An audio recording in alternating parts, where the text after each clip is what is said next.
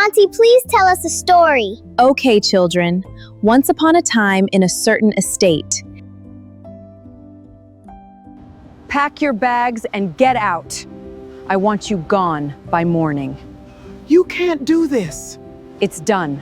Leave. Those words shattered a freezing Tuesday morning inside the Oakwood luxury lobby. 20-year-old Chloe Hayes froze, clutching a legal voucher that should have protected her family. Instead, the regional director ordered her crew to throw Chloe's wheelchair-bound grandmother into the snow. Amanda smiled, signing a fraudulent eviction notice to cover her tracks. She thought she was untouchable. She was wrong. Amanda just made a $14 million mistake because she has absolutely no idea whose family she just destroyed. In exactly 48 hours, a hidden power will trigger a massive corporate execution. Amanda thinks she won. In reality, the trap is already set, and it will cost her everything. To understand how this high-stakes legal trap snapped shut, you have to look at the hidden world Chloe Hayes inhabited. On the surface, the 20-year-old lived a modest, working-class life. She shared a cramped apartment at Oakwood with her wheelchair-bound grandmother, balancing grueling nursing shifts with full-time caregiving. Neighbors saw a polite, hard-working student with a textbook always in hand. But management made a fatal mistake. They assumed her quiet lifestyle was a financial necessity. It wasn't. It was a choice.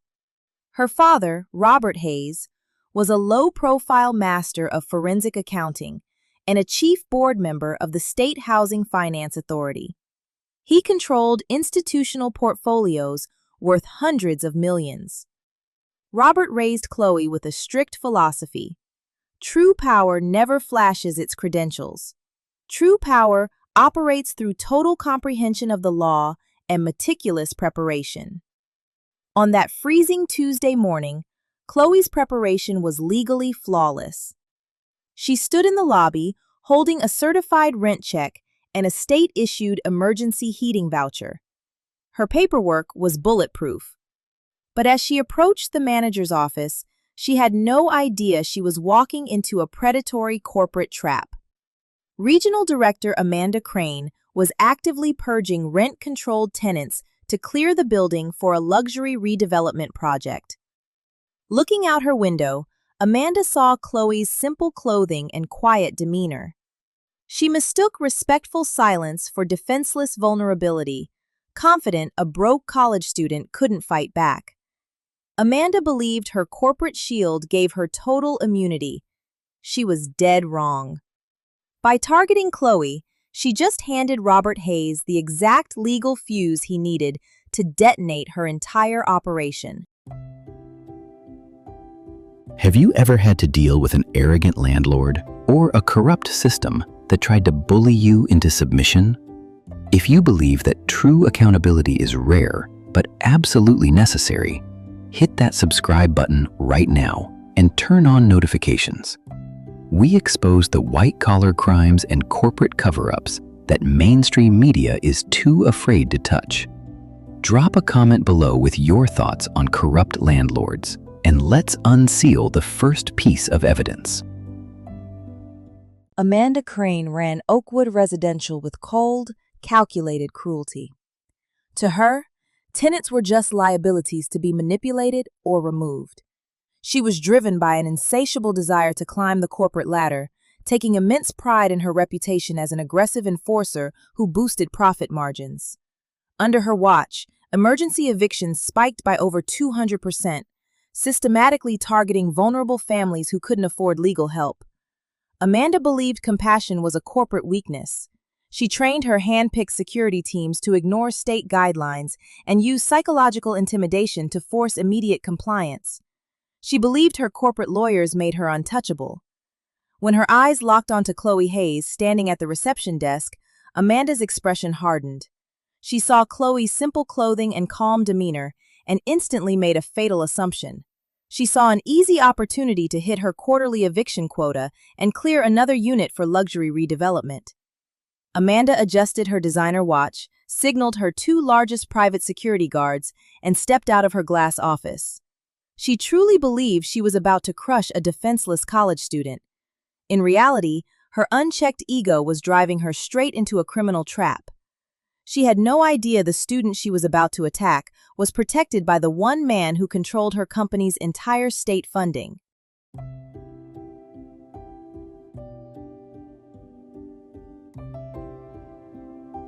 Chloe was 3 steps from the reception desk when Amanda Crane intercepted her. Backed by 2 large security guards, Amanda stepped directly into Chloe's personal space. Her voice was sharp, flat, and loud enough for the entire lobby to hear. "Pack your bags, get out of my building, and throw your trash on the curb where it belongs." The public humiliation was a deliberate tactic to break Chloe's spirit, but Chloe didn't flinch.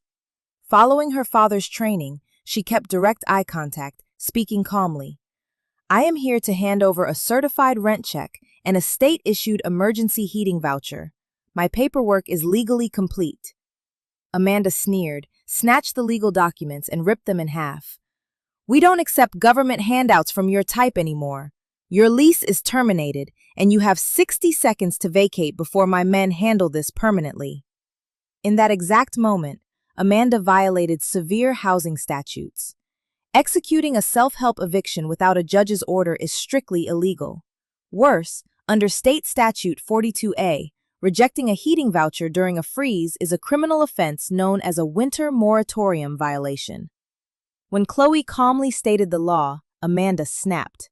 She nodded to her guards. They grabbed Chloe's arms, twisting them behind her back to block her from her phone, and marched her toward the exit. Minutes later, Chloe's grandmother was wheeled out into the freezing wind. Their personal belongings and life-saving medical equipment were thrown straight into the snow. Amanda stood on the icy steps with a smug smile, entirely convinced her corporate lawyers would protect her. She had no idea her every move was being tracked. The sidewalk outside Oakwood erupted into chaos, but Chloe remained completely composed. She stood silently in the freezing wind, comforting her shivering grandmother while watching management destroy her home. Horrified neighbors gathered, shouting at Amanda Crane and filming the cruelty on their phones. Fueled by executive power, Amanda doubled down. She dialed the police dispatch line with a practice lie. "Dispatch, we have a terminated tenant trespassing, resisting removal, and inciting a riot. Send backup units immediately." Within 8 minutes, 2 police cruisers arrived. Amanda met the officers at the gate, handing them a fraudulent emergency eviction notice she had pre-signed in her office. The officers didn't question the paperwork. They marched toward Chloe, threatening immediate arrest for criminal trespass if she didn't leave. Even with jail looming, Chloe remained entirely analytical. She looked at the officers. "This is an illegal eviction. The director just violated the state winter moratorium by destroying our heating voucher. Look at my disabled grandmother in this freezing weather." The officers ignored her plea, ordering her to move down the street. Inside the heated lobby, Amanda smiled, confident her luxury project was safe. She was wrong. Her false police report was the exact mechanism that locked her own trap shut. By involving city law enforcement in an illegal eviction, she elevated a civil dispute into a major state-level civil rights violation. She left a permanent digital paper trail that no lawyer could erase. Amanda walked back to her office, completely satisfied, utterly unaware that Robert Hayes was already tracking the emergency police logs. What Amanda failed to notice during her performance on the steps was a white delivery van parked across the street. Inside sat 2 forensic tech specialists operating under a direct mandate from the State Housing Finance Authority. For 3 weeks, Amanda's firm had been the target of a quiet, unsealed state investigation into corporate funding fraud. The specialists were running high-definition, military-grade surveillance cameras that captured the entire illegal eviction. They caught the exact moment Amanda snatched the money order, tore the government voucher, and ordered her crew to throw a wheelchair-bound grandmother into the freezing snow.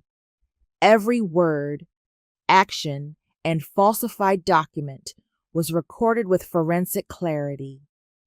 The footage captured Amanda's smug face as she signed the fraudulent eviction paper, providing ironclad proof of criminal intent.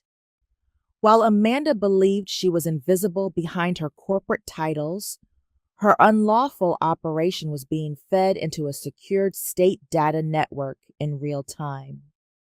The tech team compiled the raw footage, synced it with the digital transaction history, and instantly generated a comprehensive forensic evidence file. The moment police escorted Chloe away, the specialist transmitted the completed file straight to the state's attorney general. Amanda thought she controlled the situation because she owned the building's security cameras. She had no idea she was completely exposed to criminal prosecution. The evidence was already being reviewed by state legal analysts, building an unstoppable wave of institutional consequences. Amanda logged her successful eviction, completely unaware that her career was now resting on a digital countdown timer, rapidly ticking towards zero. Children, are you enjoying the story? Yes, Auntie. What happened to Chloe and her old grandma? Yes, what happened? Well, let me tell you.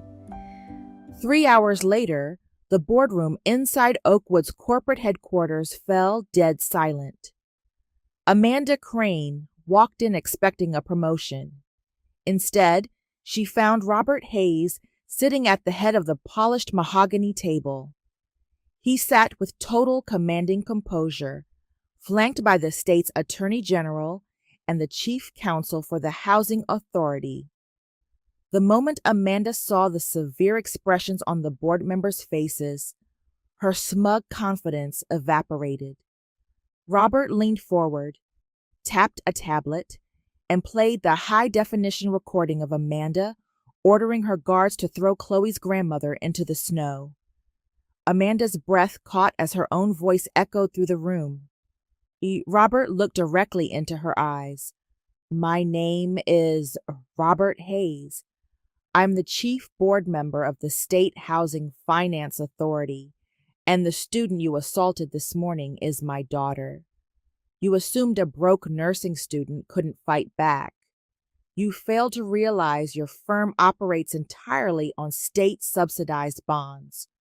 By executing an illegal eviction and destroying a state voucher, you committed multiple felonies on tape."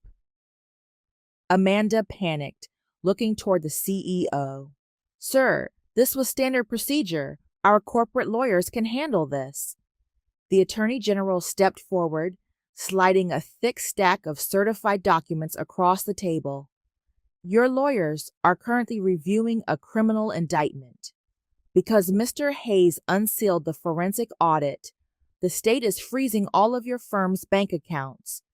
Effective immediately, your property management license is permanently revoked." Amanda stood frozen.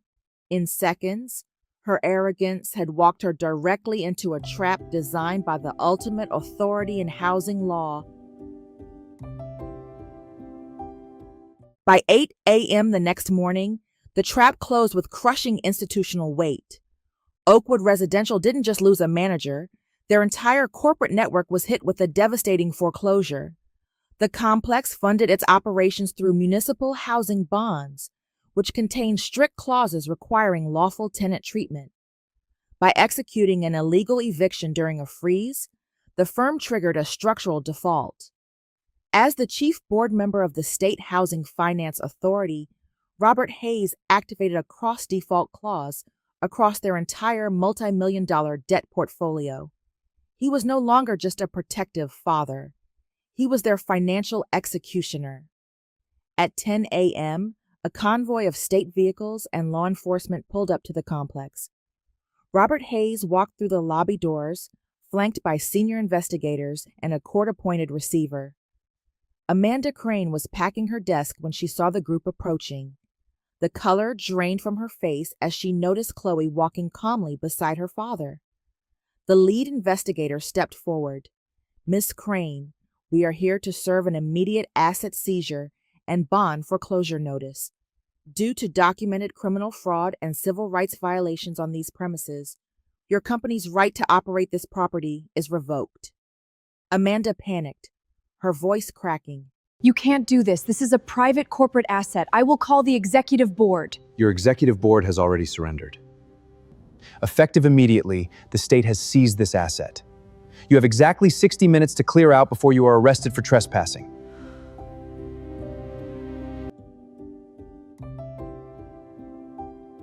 By noon, state law enforcement compliance teams arrived simultaneously at all corporate locations. They swapped out the master locks and slapped high-visibility seizure notices across the front doors. Images of the padlocked headquarters flooded social media, triggering an unstoppable public relations nightmare. Behind closed doors at global headquarters, sheer panic consumed the executive suite. Within 6 hours, the management firm's private credit lines collapsed, instantly vaporizing $14 million in capital assets. Institutional investors dumped their positions as the scandal went viral. Realizing the catastrophic criminal liability Amanda Crane had single-handedly created, the board voted unanimously to fire her via an emergency press release before sunset. The corporation stripped her of every penny of severance and refused to provide a legal defense. Instead, their lawyers filed a multi-million-dollar lawsuit directly against Amanda for gross negligence and breach of fiduciary duty. In a matter of hours, the institutional system she used as a weapon completely turned against her. She no longer had a corporate title, an expense account, or a team of guards to command. Spurred by the viral video evidence, the local district attorney quickly filed independent criminal charges against Amanda for false imprisonment, conspiracy to commit fraud, and filing a fraudulent police report. Every single institutional ally went dead silent to protect their own skin. She was completely ruined, personally, professionally, and financially. By attempting to strip a quiet student of her basic dignity, Amanda Crane had successfully orchestrated her own absolute execution. She was left with nothing but an upcoming criminal trial and the cold realization that her arrogance had cost her everything. 8 months after the historic state seizure, the Oakwood complex was completely unrecognizable. The aggressive corporate signs and intimidating security barriers were gone. Stripped from the brick facade, the property was officially renamed the Hayes Community Cooperative. Robert Hayes repurposed the seized asset, using state housing statutes to transform the site into a fully funded, nonprofit housing cooperative. Under this new structure, the tenants held the voting shares and operational rights, turning the building into a permanent sanctuary where families lived with absolute peace of mind. Chloe Hayes didn't let that freezing morning break her spirit. She graduated at the top of her nursing class and was accepted into a prestigious healthcare administration program, dedicating her career to protecting vulnerable seniors. Exactly 8 months after her wrongful eviction, Chloe walked back through the heavy glass doors of the complex. The hostile, predatory energy of Amanda Crane's old kingdom was gone, replaced by an atmosphere of safety, empowerment, and mutual care. Chloe walked up to the cooperative desk, greeted the resident director, and stepped into the building's new wellness clinic to volunteer. She was fully restored to her dignity, operating inside a space that guaranteed no other family would ever suffer under a predatory landlord. Her father's forensic strike didn't just balance a personal ledger. It fundamentally reshaped the neighborhood, turning an act of corporate malice into a legacy of lasting justice. A $14 million housing network dismantled in hours because one director thought she could exploit a vulnerable family. Was this level of justice enough? Or should corporate landlords face even harsher criminal penalties for illegal evictions? Drop your verdict in the comments below.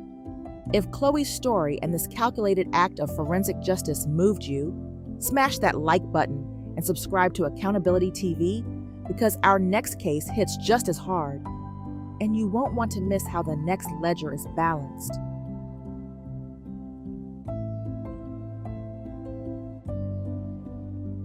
Thank you, Auntie. We enjoyed the story. Chloe is smart and respectful. I am glad you enjoyed the story. Can you please tell us another story? Sure I can, but not today. Let's go have some fun.